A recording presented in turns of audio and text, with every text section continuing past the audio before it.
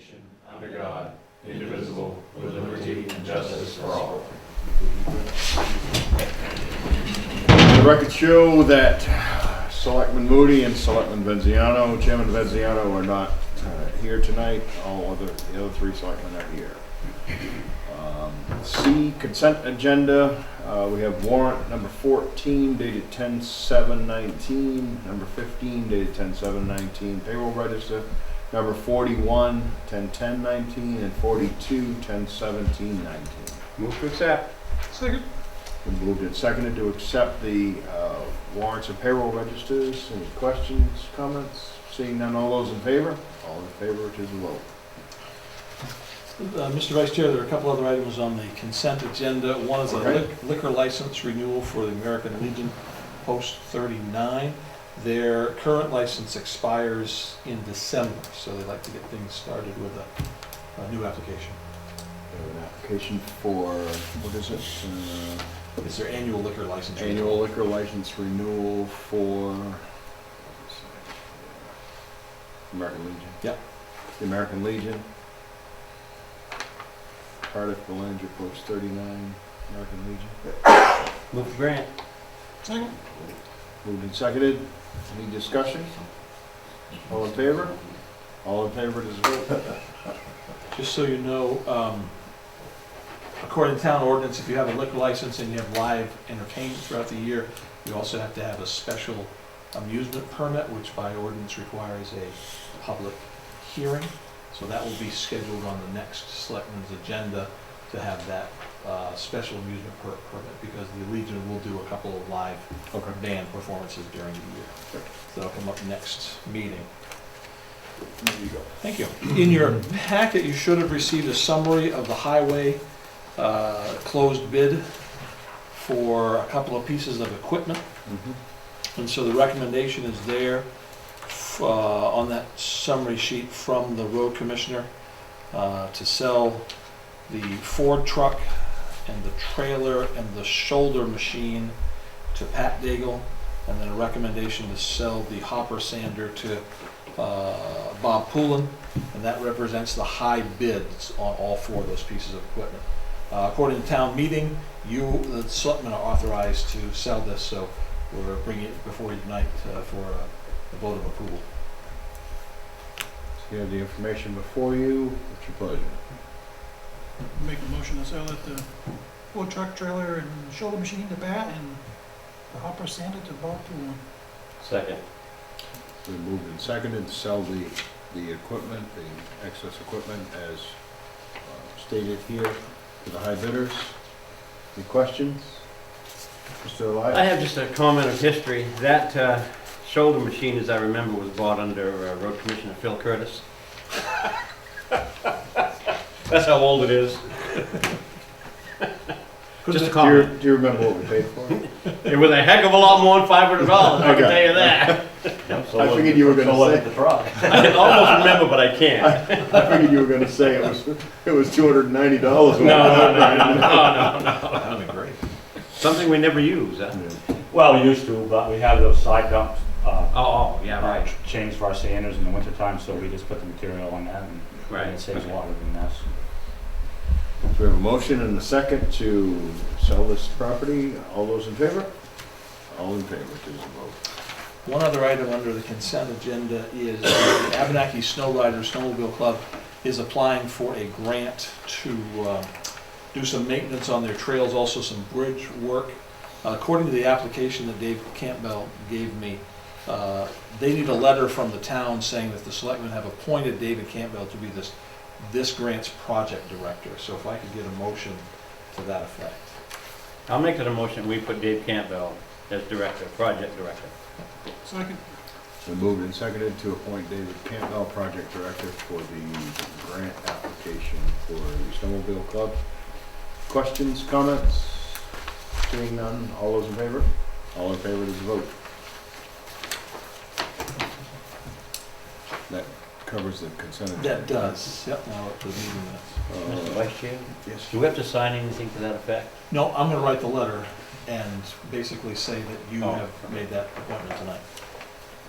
I would entertain a motion for the meeting minutes of October 7th. If we've had time Move to accept. read those. Second. Moved and seconded to accept the meeting minutes of October 7th. Any questions, comments? Seeing none, all those in favor? All in favor, it is a vote. Items of communication, Mr. Town Manager. Just a couple of things. I've met with the sheriff, and he has basically made the instructions to the deputies to enforce parking ordinances. And we have ordered some parking ticket booklets so that the deputies can have them in their vehicles. So everything seems to be going according to plan at this point, and hopefully the signs and a little encouragement will be all that's needed to enforce the parking ordinances.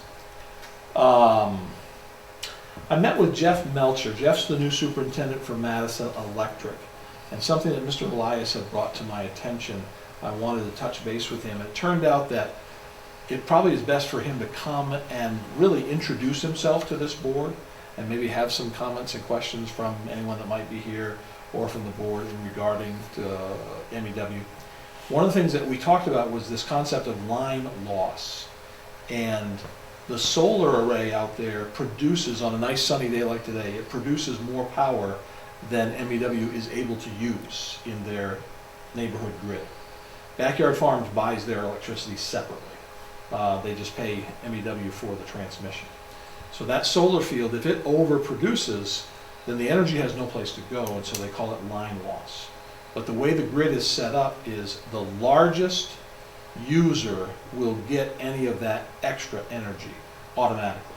So MEW can't direct that energy anywhere. It goes right to Backyard Farms. And so I said to Jeff, I said, this is probably something that the board might have questions about, so if you want to come. So he's going to be on our agenda for the 4th of November, so at that meeting. Thank you. So that was a good question you brought up, because MEW certainly didn't want people getting the opinion that they were giving something away for free. But every grid, every utility has line loss, where the power just goes back into the ground. So this way, at least it's being used by somebody. Want to let the board know that the appeals board doesn't meet very often, but it is going to meet this Wednesday. Bob Thompson, who owns the Colony House out by Lakewood, he went to the planning board to try to get a non-conforming lot so that whoever buys the Colony House from him can have water frontage. But it doesn't fit the parameters of shoreline zoning, so the planning board's hands were tied, and so they had to deny him. So he's going to go to the appeals board with some new evidence that shows way back when that this lot had a separate tax map that we don't have today. So the appeals board and their members will be here on Wednesday night hearing that from Bob Thompson. Mr. Lyons. What's the definition of non-conforming lot? So in the rules of shoreline zoning, you cannot sell a separate lot that has less than 100 feet of shoreline. Has to have at least 100 feet. What Mr. Thompson's trying to do is to sell a lot with his Colony House, but it only has 72 feet of shoreline. So he's basically asking for a variance from the appeals board. So that's all I have. All right. New business. Update the process of dissolving the USDA RBEG revolving loan fund.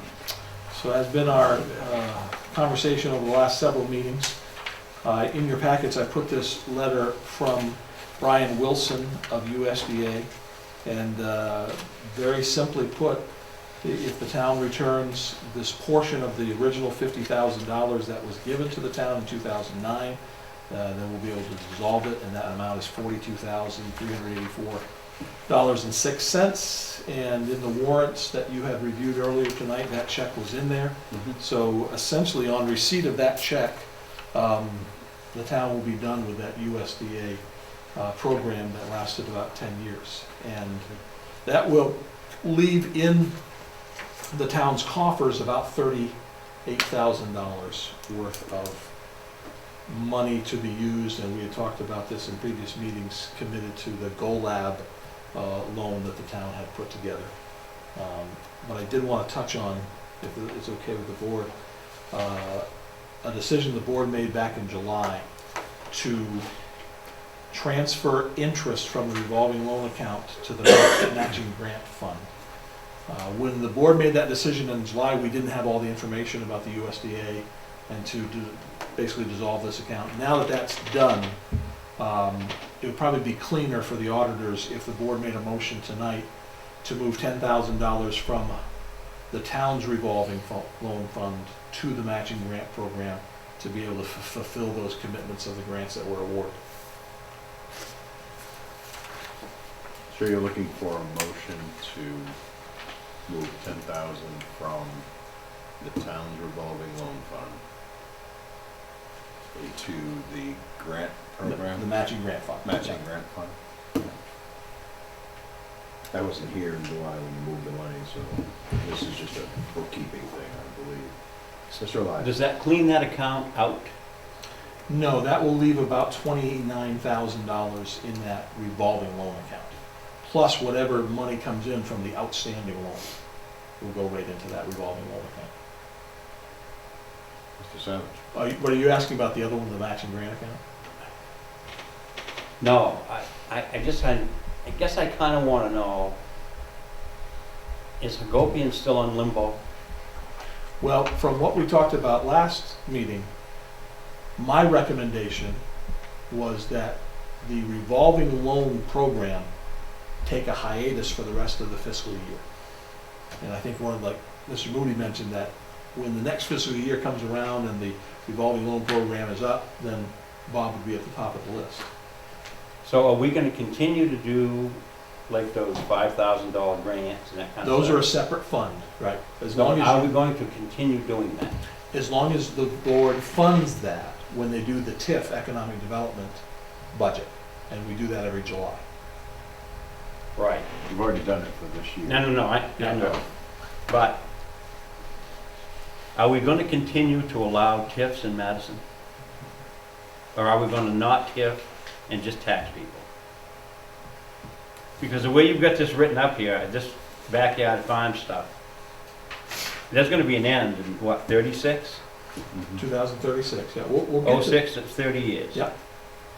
So this, are we going to talk about this? Yes. Okay. Yeah. Yeah. Mr. Savage, did you have a question? I did. I ain't sure where George just took us, but To the next item on. Yeah, I like moving around. the grants, have we actually paid out all of them? Because it was like 10 of them.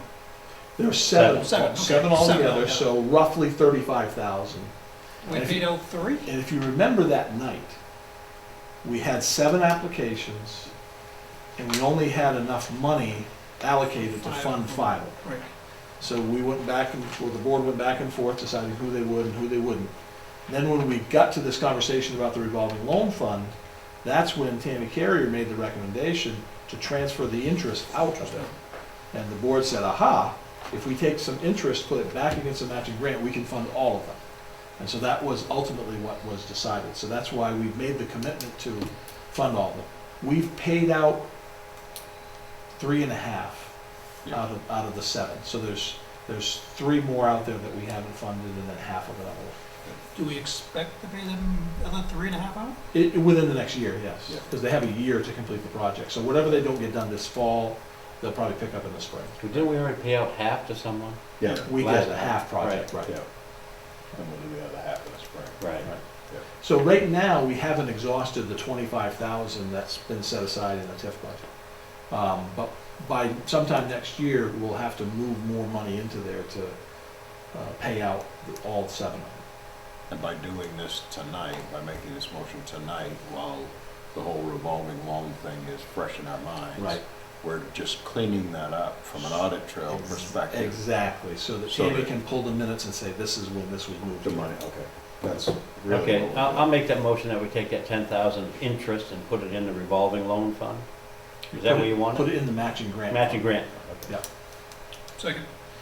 It's been moved and seconded to move $10,000 into the matching grant fund. From the revolving. From the revolving loan. Right, fund. exactly. Any other discussion, questions, comments? Seeing none, all those in favor? All in favor, it is a vote. Discuss backyard farms TIF CEA projections. So, because Mr. Elias asks such good questions, and I try to anticipate more good questions from him, this got me thinking. Because at our last meeting, Mr. Elias made the comment of, what are we gonna do when this TIF with Backyard Farms ends? I was like, that's a good question. So let's take a look at the terms of it. So, to some of you, this may be rudimentary stuff, but to others, I think it may be helpful. What is up here on the screen you have in your packet handouts. So basically, this is the current situation with Backyard Farms. Their whole operation out there is valued at $45 million. Of that $45 million, 13.8 is Betty, that exempt equipment. So we send them a tax bill for $662,000. That's based on their taxable property of $31 million at our tax rate of 21.25. So every year they pay $662,000 in taxes. According to our credit enhancement agreement, we've got this deal of 70-30. They get 70% back, so they get a check back for $463,900, and the town keeps $198,000. So when we talk about the TIF money we have to spend, part of it is that $198,000. So, any questions on that? That's the deal. We have a similar deal right now with Woodlands, where for 10 years it's an 80-20. So, Betty. Mr. Elias mentioned earlier that right now, Betty, we get a reimbursement from the state at 50 to 60%. Our current rate is 57. That's based on the complicated formula. But this Betty, this 13 million that Backyard Farms has, is special. It's called Enhanced Betty. And the deal, I don't make these up. Bill Van Tynen doesn't make these up. This Betty gets paid at 100%. And that's what makes it special. That's what the deal is. And so that Betty we get back from Backyard Farms is at 100%, not the 57. You see down that last line on the bottom, we get $295,000 for that Betty from the state this year. If we were getting our regular rate, it would be 168. That is a big deal. Bill Van Tynen told me once, he said, the way that all the rules in the state changed in 2006 and 2007, it opened up this window for this Backyard Farms TIF, and we drove a truck through it. Yeah. Is what Bill explained. Is that because it's agriculture? I don't know if it, no. Anything that was Betty in 2006, 2007 got this 100% because they were changing it from Better to Betty. And they just happened to be coming on board at that time. Yeah, I remember both of those things. So, now the spreadsheets get thicker. So this grid here picks up in 2020, which is year 15 of our 30-year TIF. But the 30-year TIF runs through 2035, started in 2006. But the credit enhancement, this deal that we have, 70-30, that ends in about 6 years. So there's no more deal of 70-30 split after 2026. So at that point, the town receives 100% of Backyard Farms taxes, but kept in the TIF account, not in the general fund, goes into the TIF account. Because everything will stay in that TIF account until 2036. Which doesn't add to our valuation, Correct. but we're getting all the tax. So right there at that 2025 year, so let's say Mr. Elias gets reelected 3 times. So Excuse me? I don't want to have this conversation again in 2025 with you. You won't. So whoever is working with the town in 2025 has to realize that Backyard Farms is going to hit a big cliff. They're used to paying $200,000 in taxes. That 1 year, boom, they're going to pay $600,000 in taxes, which tells me they're gonna come knocking in about 5 years. Yep.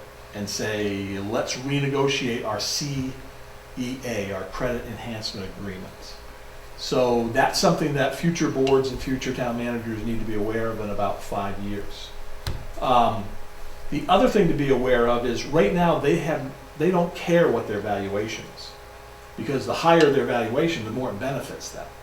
Once this credit enhancement agreement ends in 2025, then I believe they will care about their valuation because that'll affect their taxes. So one of the things I did when I made this grid was I put a depreciation in from 2026 to 2030. And again, all this depends on what your tax rate is, it depends on if they build another greenhouse and all that, but if everything stays Sure. static, this is kind of what you're looking at. Any questions or thoughts on that? Well, yeah, I've got a question. So, I'm looking at this thing that we get the super duper Betty, right? Well, we're getting to that next page, yeah. Slow down, Joe. slow down, go to the next page. So this slide up here is only about the 70-30 split. Well, how come the super duper Betty didn't start from the get-go? It did. I just chose, I see 198 over here. that 198 is your 30% of the 70-30 split. So where's the super duper Betty money coming in? Next Oh, it's over here. It's up here. Next slide. Super Betty. Flip it over, there you go. So up on the There's screen Super now is the Betty category. I couldn't fit them all on one screen or you'd be really straining to follow it. So the Betty money, where does that go? Is that TIF money? That goes right into your TIF account that we budget for every year. So Betty money and the 198. 200,000 is different? You add them both together? Yep. Mhm. That's why we have about a $500,000 sum of money to budget for TIF. Well, shut my mouth. So if you didn't have this Betty deal that Bill Van Tynen worked into this TIF 15 years ago, you wouldn't have $500,000 to spend every year. Right. So to very much to his credit for his savviness to do that. So what this shows is even after that credit enhancement agreement ends, the town still benefits from the 100% Betty reimbursement all the way through the end of the TIF. And the town continues to benefit from the sheltering of the valuation all the way through the end of the TIF. That's a locked-in number with no depreciation? Betty, That's right. Again, for the purpose of this graph, we're assuming that Betty might change a few million here and there.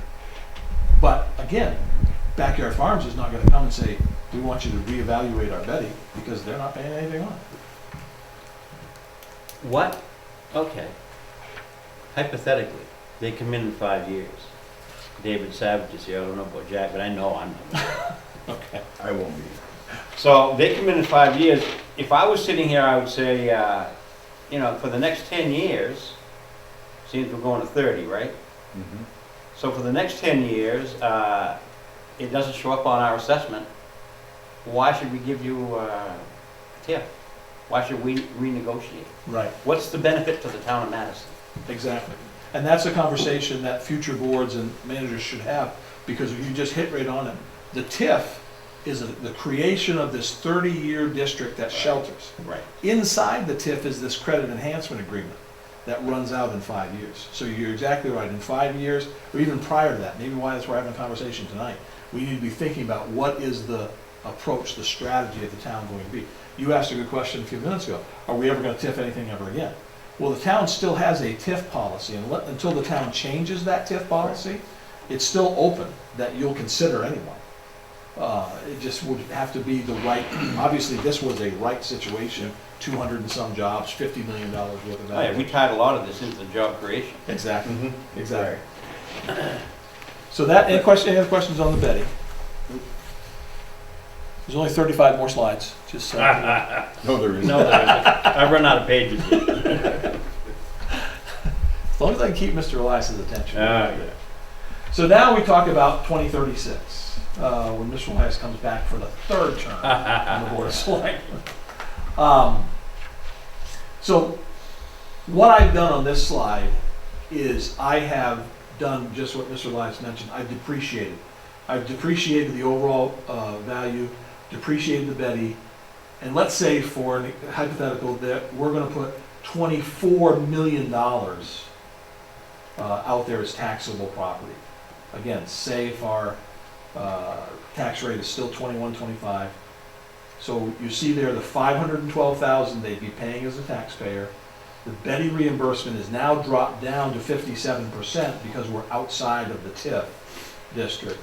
And so now the TIF, the non-TIF tax revenue to the town for this depreciated backyard farms is $657,000.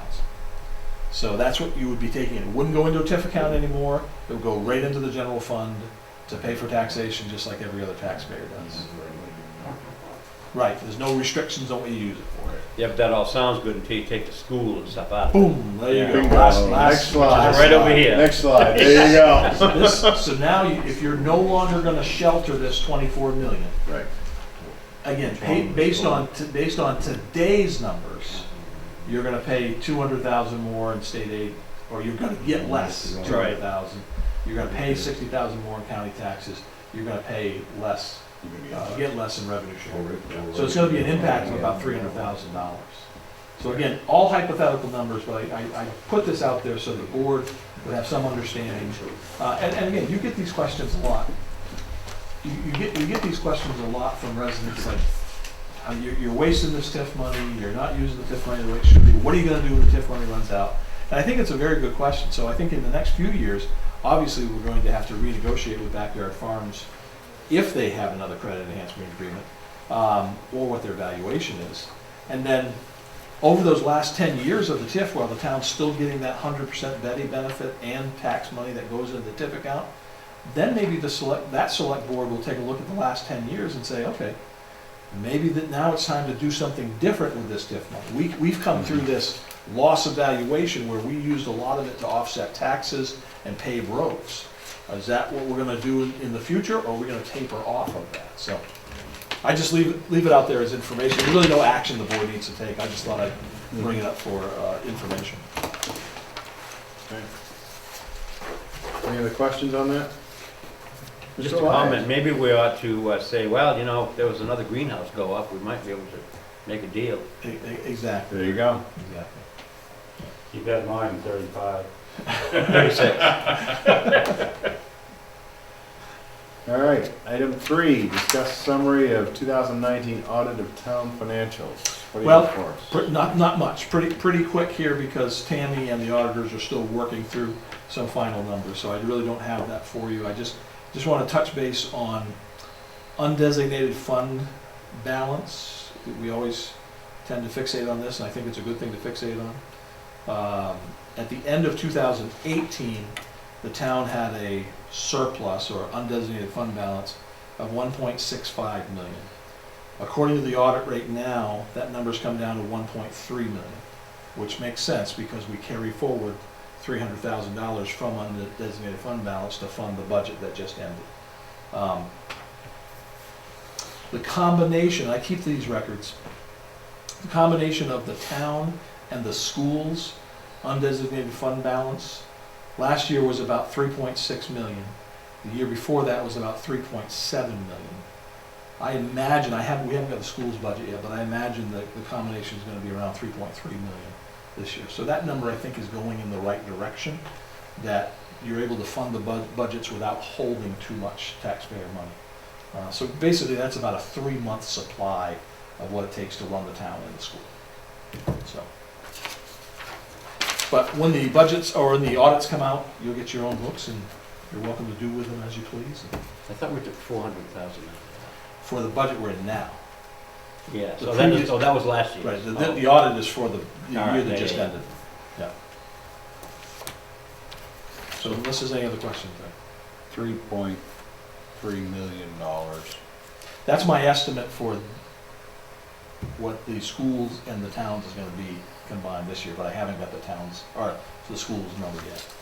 We're back to having surplus or undesignated fund balance of 3 months. I think that, right, if you figure it takes about $1 million a month to run the school and the town. If you combine those, then after all the other revenue comes in, then that's about a 3-month supply. So I'll beat that horse again because it drives me absolutely nuts that we have $3.3 million of taxpayer money in a savings account just in case next month somebody doesn't pay their taxes or the school doesn't get their money from the state. I think been you on this find board- that, Hang on a second. I've been on this board 9 years, and the state has hollered all the time about, well, we're not gonna send the school their money, we're not gonna do this. And there's never been a time when they haven't got the money. There had never been a time when we haven't had a mass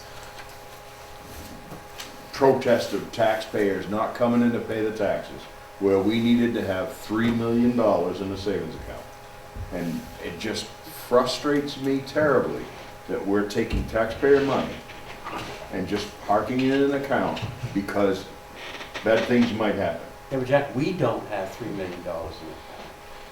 Between, We can only talk about what we have. but this board made a commitment, when Madison Paper shut down, this board made a commitment that there should be no more between the school and the town. There should be no more, and we made that commitment with the prior school board, so, and God knows, school boards can do, one school board can undo what the other one did, and Didn't Craig same just way say with that? this. Right, exactly. Same thing. But we made a commitment with them that between the two entities, because now there's only one taxpayer, there's not Brighton and Athens and all, that there needed to be $1.8 million between the two entities. And we're more than twice that now, or almost twice that now. Now, Tim, is it, speaking to what Jack's talking about here, is there a law at the legislative right now that's gonna be voted on about if the town has only one, if the school has only one town like we do, their budget has to go to the selectmen? That law was passed in the last session. Basically, it doesn't go directly from A to B like you just said. But if there is a town, Madison, Orono, Old Orchard Beach are the key examples. If there's a town it's only that town in the school district, there was no avenue in the legislature for that town to dissolve the SAD. If you wanted to get out of an SAD and you were part of another one, there was a path that you could take.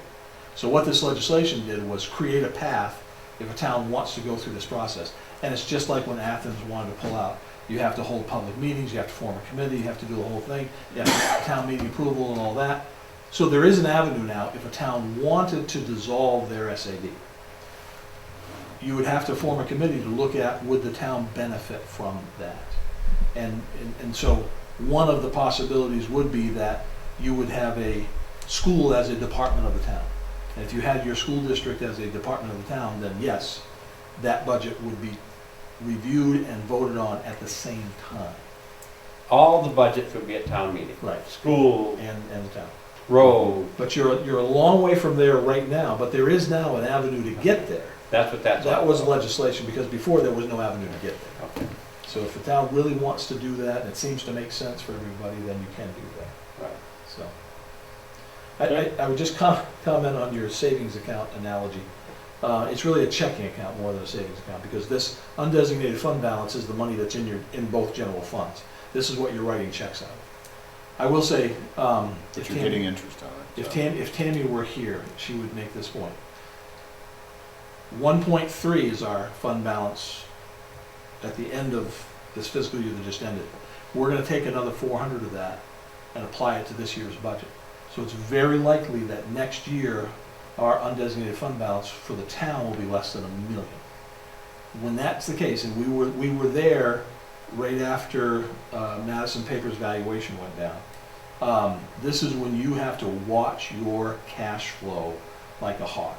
And the board may have to entertain, what do they call that, tax anticipation notes, where you would actually have to borrow money to get to the next tax payment for the town.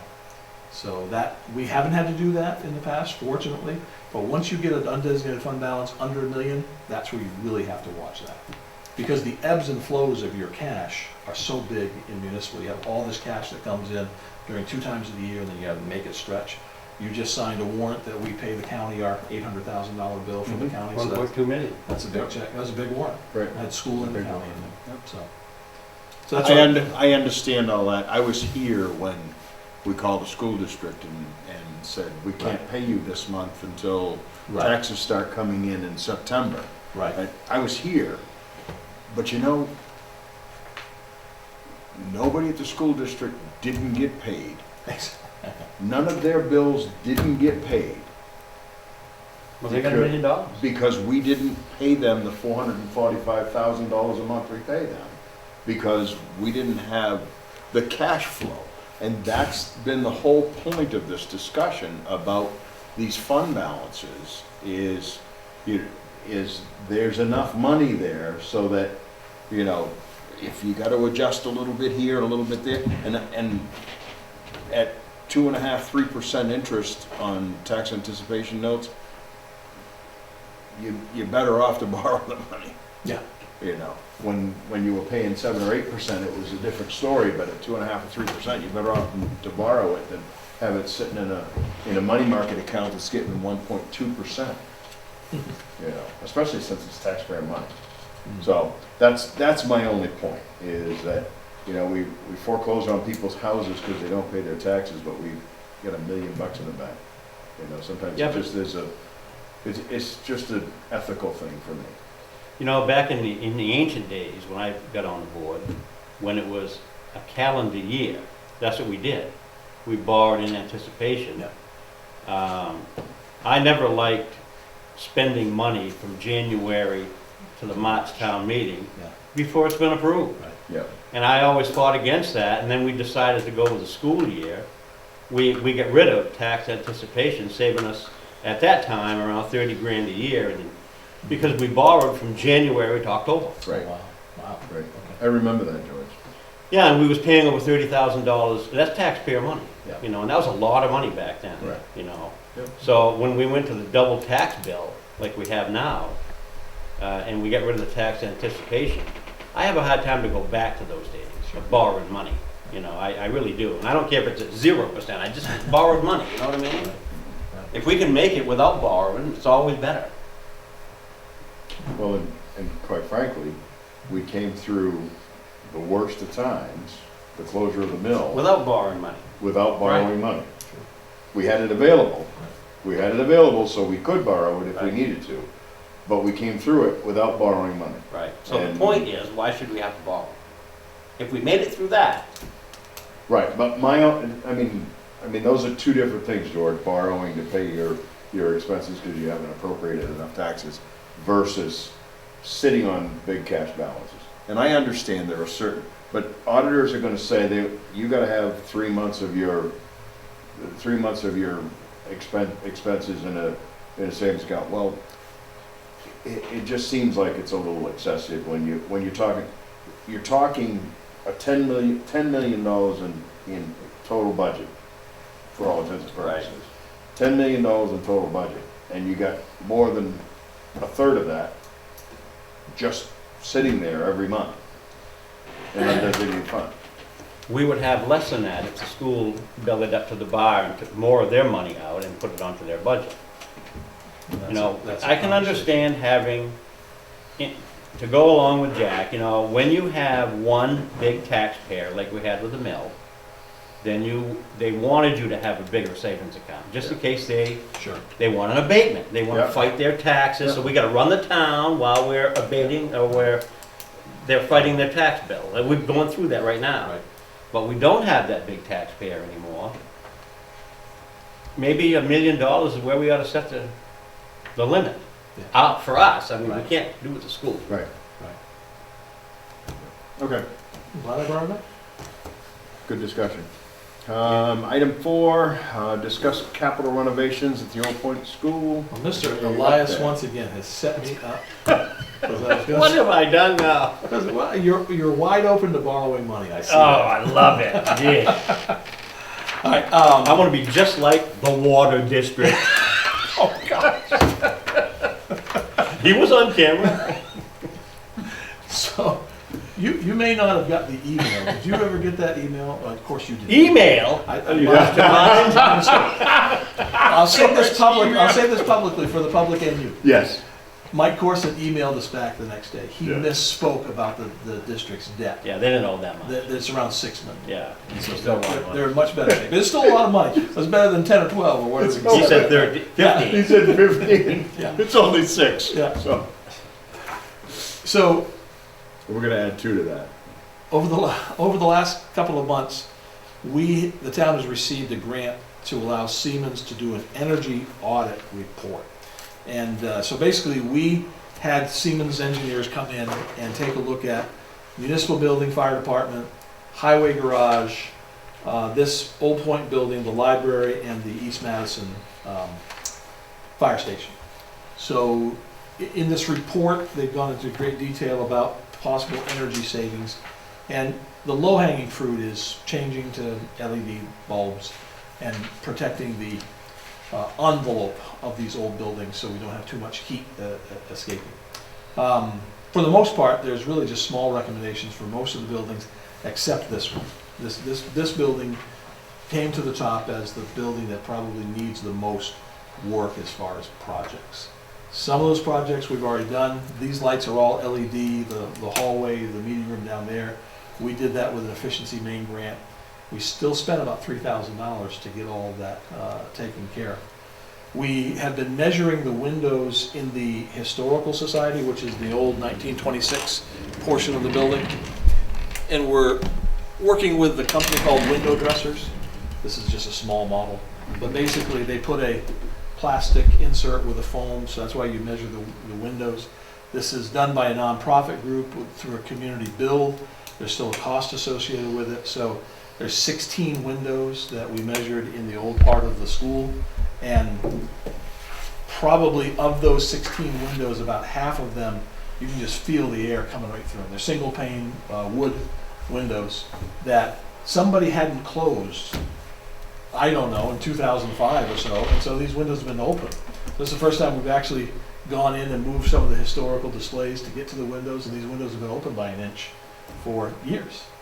So closing them will save, but I've tried to get a grant for about $800, which would allow these. Now these are inserts that you put in the inside of the Does window. press fit in? It does. It's snug fit. You You do could it. leave me year round if you wanted You to. could. Yeah. Yeah. So they've been around for about 10 years down Make it cooler in the summer. in southern Maine. So it creates that like inch of air gap. So I wrote a grant last week. I'm going to talk to somebody about the grant on Wednesday that maybe will provide the town with about $800. That would be enough to cover the 16 windows that need to go in the Historical Society. I also measured these windows to see if something would be similar would be beneficial there. So I say all that to say this. That's the low-hanging fruit. But the reality is, this building, I did a little top-of-my-head survey this afternoon. Between the Food Cupboard, Historical Society, Channel 11, WIC, weight loss groups, food groups, knitting groups, karate groups, all the board meetings, about 175 to 200 people come through this building every week. Not every month, every week. So it has become a very utilized building. If we do not start spending some money, we're going to go backwards in this building pretty quickly. Parking lot, brick repointing. We just got I know in previous administrations there was talk about getting rid of this building, and so we let a lot of things slide. We have to have a sprinkler system downstairs. It has to be tested. We can't take it out. We can't dismantle it. It has to be tested to make sure it works. So we need a new valve, and that new valve costs $985. So stuff like that. We have to make sure that all of our fire alarms work. So we get those tests done. So we've been doing the maintenance and upkeep, but there's going to be a point where we're either going to have to add this into capital or find a way to fund some of these needed repairs and updates to this building. So that gets back to Siemens. Now, some of you are probably aware the school districts, Madison School District uses Siemens. The town of Skowhegan uses Siemens for their energy audit. And what they offer is these loan programs. So they're based on being a net zero to your budget. So if they can find savings that you pay for over 10 years, you can go ahead and get the repairs done now. Skowhegan's doing it to about $2.9 million right now. I don't know what the school is spending on theirs, but I know that they're working on it. Here's what makes this work. If your streetlights can all be converted over to LEDs. So that was my other part of the conversation with Jeff Melcher at MEW. MEW owns, so the town owns about 85% of our streetlights. In this report, if those streetlights were to be transferred over to LEDs, it would save the town about $17,000 a year. Right now, we pay about $60,000 a year in streetlights. That would save that. We could probably also save a few $1,000s by converting over to CMP. So I've got MEW looking into that. I just want to lay this out before the board. I'm sorry that Ron and Al couldn't be here, but I wanted to lay this out to start thinking about this as a potential. If MEW is able to come to the table and do this, Jeff says that they need to look at their light inventory anyways. A lot of it's old. Some of it already is LED, but not the majority of it. So those are some of the things that we would weigh. If we were to find a way to save $20,000 a year in energy costs, that would allow the town to get a $200,000 loan over 10 years and knock out a lot of this building repair that just needs to be done if we're going to stay committed to using this building. So I know there's always different opinions. We're gonna go ahead and we're gonna do all this work to reduce our electric use. Does that mean backyard farm gets more electricity? That's a good question for Jeff Melcher. I don't know the answer to that question, but that's why it's good to have him here next meeting. Yeah, I'd like to talk to him. The only energy that's going to backyard farms is if on a sunny day, like today, the solar array generates more energy than it can use, than the town can use. On a cloudy day, nothing extra goes to anybody. But it still makes. It still makes it, but it doesn't make it at that No, I level. know, right. Yeah. Yeah, I'd like to have him here. Good. Be a good discussion. I think it would be great. Mhm. So, I'm gonna put on 2 hats. Great. so again, no action needed on that. Just wanted to get that information out there. And just let you know, we're taking some small steps, but I think it's good information to know, the utilization of this building, because when we had the discussion back along about do we sell it, do we get rid of it, do we tear it down, what do we do with it?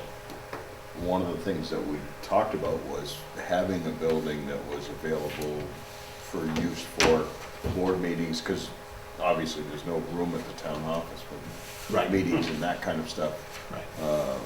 So to see that it's being used to that extent, I think it's a great thing. And I think that with respect to making improvements or maintaining this building, I think that's something that we should definitely put together a plan. When we talked about making things handicap accessible, how many times? Yeah. We were gonna try and have a ramp to go downstairs, so that we could get that food cupboard handicap accessible. I'm glad you brought that up because they've brought it up to me. Yeah. Jeff Sproul, the board of directors for the food cover, did say, Mhm. is it on your plan to try to make that handicap accessible? And I think we need to be looking at those. Yes. So. Okay. Mr. I Lyon? just have one more question. You said that Siemens does these loan programs. Right. So how this works is we save 20 grand, we get 200,000 from them. The 20 grand we save makes our payment to them? Right. That's how that goes? Right. Well, they're going to structure the loan with a payment, and hopefully they'll be able to produce enough energy savings that will cover that payment and more. I'm missing that. So, We don't give them any money? Oh, yeah, Well, you do, 20 Well, that's grand. what I'm getting. we pay What- the way 20 it grand works- a year, right? Let me From a explain loan, it. from a loan perspective. From a loan From a loan perspective. perspective, we're getting a loan. What happens is they come in and they say, it's gonna cost you 200 grand to get everything Right. done up. You need to go out and you need to borrow 200 grand from your local institution because they don't front the money. What happens is, you go out, you borrow from your local institution, they have a loan program that, once all of the jobs are done, because they don't do it, piecemeal kind Right. of thing. Once all the jobs are done, then they go to this investment house where they have this loan program from. The investment house says, okay, we're gonna fund that whole thing, boom, there's your 200 grand, and your payment is $20,000 a year, Back to them. back to the loan program. Right. Well, Siemens is saying, well, we're gonna save you $20,000 a year in energy costs, so you can take that $20,000 and pay your loan costs. Right. So your net zero to your taxpayer budget Right. is in fact true. I don't know that anybody's ever challenged that long-term to see if it was in fact, You mean after the 10 years?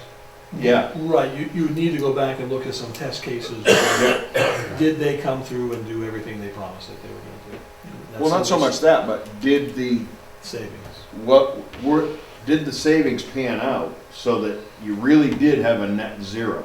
Because I'm not sure that the schools are net zero. Right. I know they did it 5 years ago, maybe, was when Yeah. they did that, and I don't know how it turned out. I knew they were working on it. Yeah. I'm not sure that they were net zero, but they said they were gonna be net zero. Now, the problem is you have to isolate so much Yeah. of your attention on just your energy costs, Right. but over 5 years, everything else in your budget goes up. That's right. Yeah. So it's really really difficult, but that's the way that works, so. And I see another problem. The more electricity that we do not use, and they have to go up on their rate because they're not making enough money. And that's what Jeff talked to me about. I said, even if you save $15,000, the town does in streetlights, that's $15,000 that comes off of their revenue. So that's why I'm gonna go to the MEW board meeting next week, just to see where this conversation goes. If it dies at their board meeting and they don't wanna do anything with their streetlights, I doubt that, because the inventory needs to be updated. But I think there are ways that the electric works and the solar can work together to make this work. Okay. Item 8, selectmen's concerns. Mr. I Adams? have none. Mr. Savage? None for me. Citizens' concerns. I just have a question back to the conversation when we were talking about the USDA and the revolving account. Is there any documentation or an outline of if the town is to give a loan to a party in town, what that money's structured to be used for? Like, is there an economic development factor here where it says that you have to do X, Y, Z in improvements or create something to get a, because it's a loan Right. versus a grant? So the USDA loan had their rules. And then I'm gonna miss the year here, but I think What year was it? 29, 10, 12, somewhere Yeah, around something there. like that. That's when the town established an economic development loan program. And so that's what the town's using right now. The problem was those two funds were mingled, and me coming into the job, I didn't realize they were mingled. I thought it was all the town's money. I didn't realize this USDA money was in there. So now that those have been separated and the town just has the economic development loan program, yes, there are rules and stipulations that say the money has to be used for this. And job creation is part of that, making your outside of your building look better, buying equipment, those sort of things. And So, those rules were all written. We have them. okay, yeah. But now we're talking, we have two separate funds. So we have the matching grant fund, Right, and then we have a revolving loan fund. right. Now, in my opinion, isn't it safer for the town if we were to dissolve the revolving loan fund and move that money into matching grants, and then these businesses that are looking to do improvements to their business, then it's like, let them put a little skin in the game, for lack of a better term, and say, hey, you know, you pony up some money, we'll help you out, and we'll do a matching grant. As a taxpayer, I just think that it would be, keep our business people, keep them a little bit honest, but at the same time, we're still helping them out. Just something to think about, just food for thought. Well, that's actually a safer thing, because on a loan, if they default, we gotta eat it. Right, exactly. right. If they do $10,000 worth of work, we can give them $5,000, right? Right, but it's something that we can budget for. Right. And that's correct. That's what And we- the thing is, they have to do the work before they get the money. Yeah, So and they're actually spending 10,000 and we reimburse 5. correct. So we're not gonna get stuck for anything. Right, and then the tax valuation on the increase is gonna help us on the other end. We hope. Just Yeah, we We hope, hope. in Yeah. theory. Yeah. Well, that is the theory of economic development. Right. So, but that's really a good point, that, when we decide to resurrect that, if we do down the road, it may be something to consider. I think I'd rather do that, the grant stuff. Okay. There are no other concerns, I'd entertain a motion to adjourn. So move. Second? Moved and seconded, all those in favor? All in favor, 'tis a vote. We are adjourned.